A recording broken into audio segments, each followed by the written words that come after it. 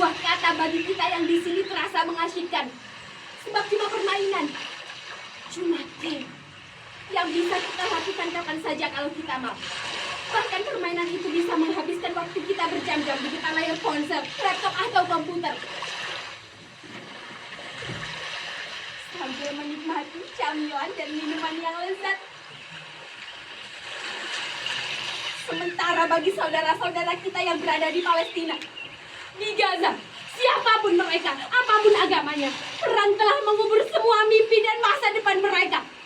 Sejak perang berkecamuk, belasan ribu anak-anak telah terkubur. Orang-orang dewasa telah mengubah dunia ini menjadi tempat yang menakutkan dan penuh ancaman. Mengapa, Tuhan? Mengapa kau tak menciptakan bumi yang lain? Tanah yang lain, yang hanya dihuni oleh anak-anak. Dipenuhi dengan tempat bermain, rumah-rumah yang tentram, makanan yang cukup, serta persahabatan dan persaudaraan. Tak mengapa, Tuhan. Tak mengapa jika engkau menginginkan orang dewasa di sana. Asalkan hati mereka dipenuhi dengan cinta, bukan angkara, amarah, dan rasa benci terhadap sesama. Supaya anak-anak tak tersakiti lagi. Supaya ada yang menjaga mereka di malam yang gelap. Supaya ada yang mendekat mereka ketika kedinginan. Supaya ada yang memastikan mulut-mulut mungil mereka tak akan pernah kehausan dan kelaparan.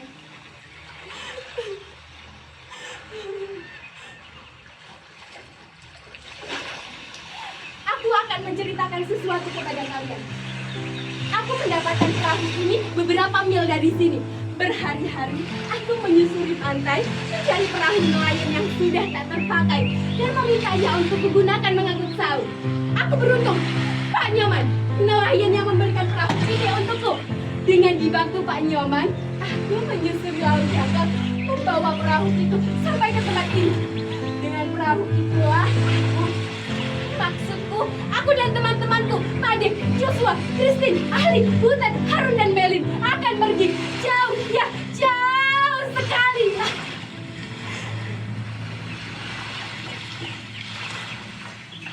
Mungkin sekarang kalian diam-diam bertanya, mengapa aku sendiri?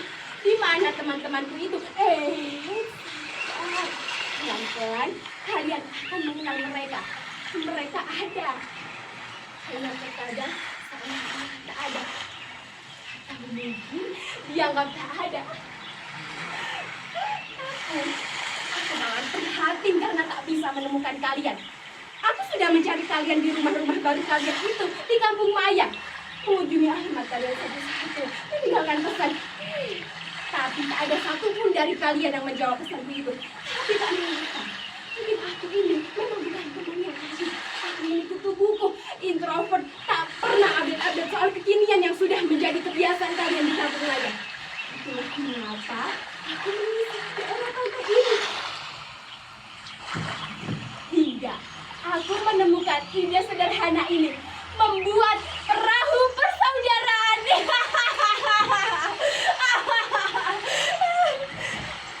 Yang akan berlayar menuju Gaza. Dan saat perahu itu aku tampilkan di sosial media, menyuari siapa saja yang ingin berlayar denganku, kalian malah menertawaiku dan menganggap aku sakit. Makanya jangan kebanyakan baca novel. Kasihan, hidup di sama teknologi tapi jiwanya masih nenek moyangku, Arab laut. Ya, begitulah kalian menanggapi ajakanku. Aku memang sudah tak waras dengan ideku ini. Untunglah pada suatu malam, Made, Joshua, Christine, Ahli, Butet, Harun, dan Melin, teman-teman lamaku datang. Mereka mengunjungiku di pantai ini. Saat itu, aku sedang tertidur di perahu ini. Idenya sederhana, bermula dari hobiku memainkan game peperangan dan rasa kasihan yang tiba-tiba muncul begitu saja terhadap nasib korban anak-anak teman di Gaza. Aku mengajak teman-temanku berkumpul dan berpikir untuk melakukan sesuatu. Ya, bagaimana kalau kita meminta dana atau barang atau pakaian apa saja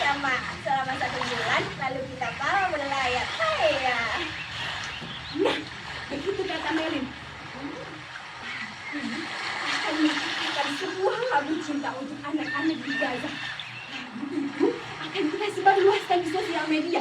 Dari sana kita bisa mendapat empati yang besar dan sejumlah uang untuk membantu Gaza. Nah, ide Joshua itu pun langsung disetujui oleh Butet. Keduanya memang hobi bermusik, tapi Joshua sangat spesial. Dia masih sangat belia. Ia sering dipercaya untuk membuat komposisi untuk kebaktian di gereja. Ini aku membayangkan Joshua seperti mewarisi bakat Amadeus Mozart. Nah, sedangkan Ali dan Harun, mereka mengajak kami untuk membiasakan diri makan secukupnya dan tidak berfoya-foya sebagai rasa hormat dan maaf kami terhadap anak-anak yang kelaparan di Gaza. Nah, sedangkan Christine, dia menyarankan agar kami menuliskan surat mengadu kepada Tuhan dan mengirimkannya ke Yerusalem ke tembok ratapan. Sedangkan aku dan adik, kami mencari perahu untuk melarutkan semua harapan itu. Iya, semua sudah kulakukan. Sebisa-bisaku, semampu-mampuku, demi membuat sahabat-sahabatku itu bahagia dan juga bangga karena memiliki aku. Coba lihat, di perahu ini telah kami kemas seluruhnya. Ada surat-surat, sajak, sepenggal doa,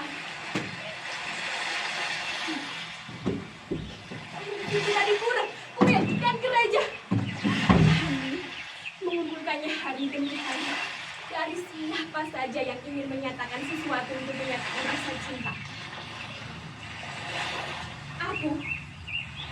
Aku akan melarungkan perahu ini ke laut lepas.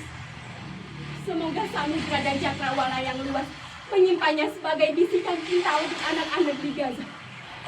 Tuhan pasti akan menjaganya, mengirimkan gelombang yang akan mengubahnya menjadi doa dan bergema di laut Mediterania. Kami tahu apapun yang kami lakukan ini hanyalah setetes air di tengah samudra penderitaan saudara-saudara kita di Gaza. Tapi kami sangat ingin ada untuk mereka. Sangat-sangat ingin menjadi kebahagiaan yang dikirimkan Tuhan untuk mereka. Kami hanya seperti seekor semut yang membawa setetes air untuk memadamkan api yang membakar Ibrahim alaihissalam. Air itu hanya akan hangus, menguap di hadapan kobaran api. Tapi dengan cara itu, dan memang hanya itu yang bisa kami lakukan untuk menyatakan rasa cinta dan sayang kami terhadap anak-anak yang mati di Gaza, atau yang kini sedang berebut bubur dingin di panci-panci yang remuk oleh sepatu serdadu.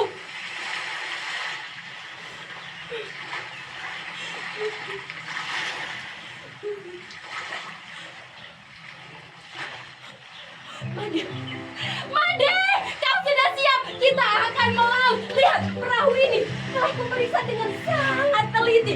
Semuanya aman. Bagian-bagian yang rapuh juga sudah diperiksa. Ya, aku juga sudah membawakan air suci dari buku pesananmu. Kau tak usah khawatir. Sahabatmu ini masih cekatan seperti dulu. Hai, Joshua, Christine. Aduh, kenapa kalian diam di sana? Ayo kemari, akan aku tunjukkan apa yang sudah kukerjakan. Lihat, di perahu ini telah kukumpulkan semua surat. Sebagian sudah kukirimkan melalui pos, dan ini sisanya akan kita bawa bersama perahu ini.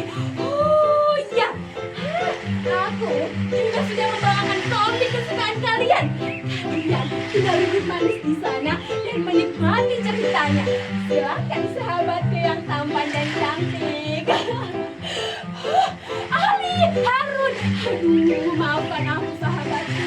Aku tak membawa ketapelmu itu. Aku pikir tak akan ada lagi yang harus kau hadang dengan senjata batumu itu.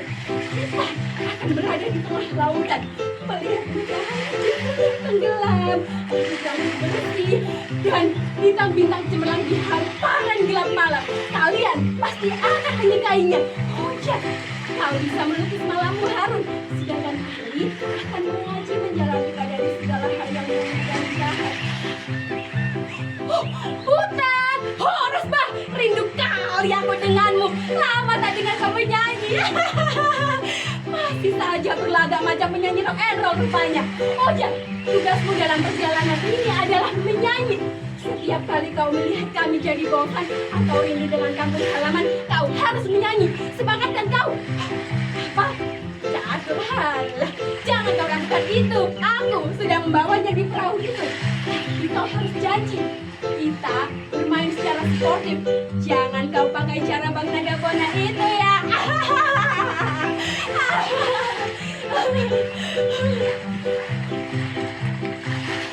Medit?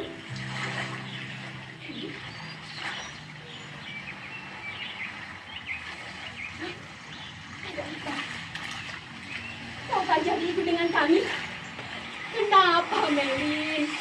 Kalau kau tak ikut, siapa yang akan mengurus kebutuhan sehari-hari kita? Kita semua tak pandai manajemen. Apalagi aku tahu sih. Siapa yang akan mewakili jika sewaktu-waktu ada orang yang menghampiri perahu kita dan menanyakan ini itu? Hanya kau yang menguasai bahasa Inggris, Perancis, Jerman, dan Rusia. Ayolah, Melin. Kau akan ikut orang tuamu ke Australia.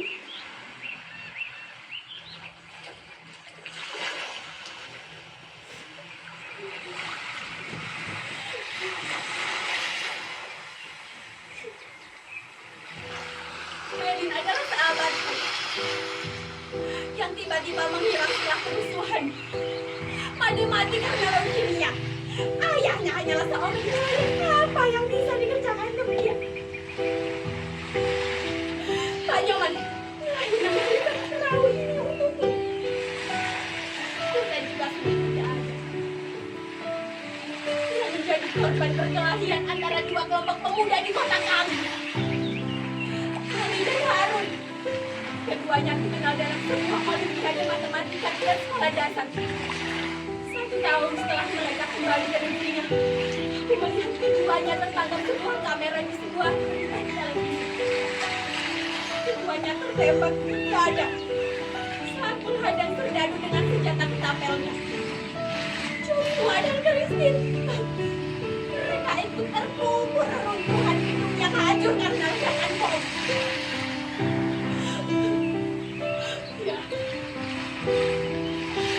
Itulah mereka, sahabat-sahabatku, orang-orang yang mungkin tak akan pernah kalian kenal kalau kalian anggap tidak ada.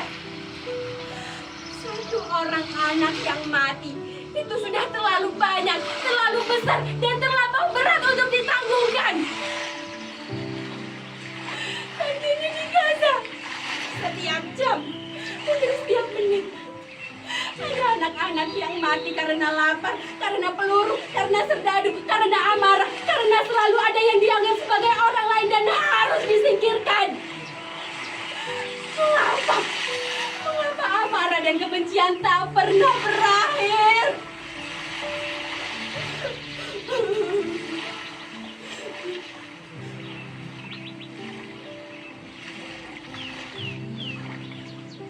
Benda-benda ini aku dapatkan dari sahabat-sahabatku tadi. Fadil, Joshua, Christine, Ali, Butet, Harun, dan Yudi. Dengan menyimpannya, aku masih bisa merasakan kehadiran mereka. Di saat aku merasa sangat sendiri dan kerinduanku untuk menemani anak-anak di Gaza dianggap sebagai hayalan gila. Mereka mendatangiku di mimpi. Di sana kami memiliki sebuah perahu yang penuh dengan makanan, buku-buku, mainan, dan camilan. Dengan perahu itu, kami menemukan samudra. Kami seperti sebuah titik putih di tengah semesta kegelapan. Aku sangat ingin ada untuk mereka, sangat-sangat ingin menemani mereka. Maka setiap hari, sepulang sekolah, aku di hari libur seperti saat ini, aku mengunjungi perahu ini dan mengumpulkan apa saja yang kuanggap bisa menyenangkan anak-anak di Gaza. Aku membayangkan mereka tersenyum dan memelukku saat menerimanya.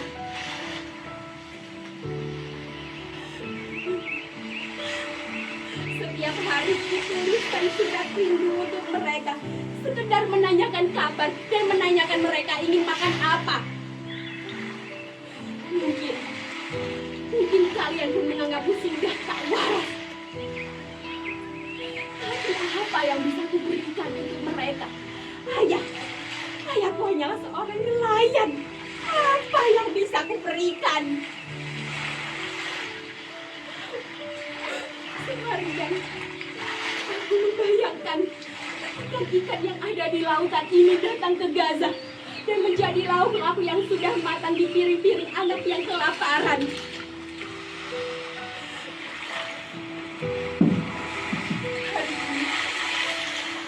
Hari ini kutuliskan surat terakhir untuk mereka, dan setelah itu surat ini akan kularungkan ke samudra.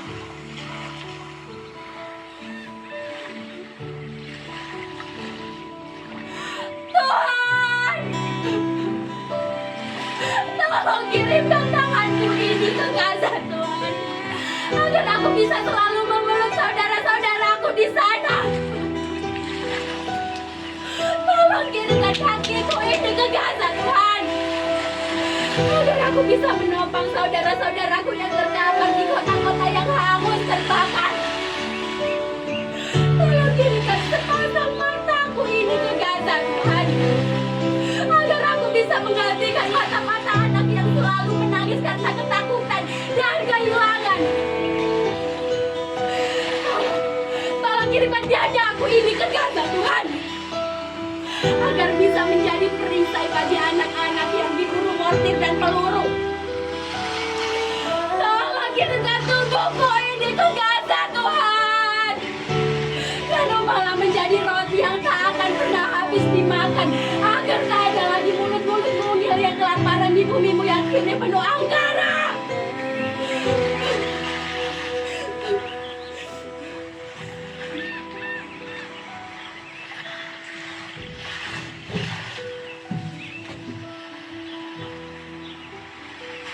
Apa? Kalian menanyakan aku siapa?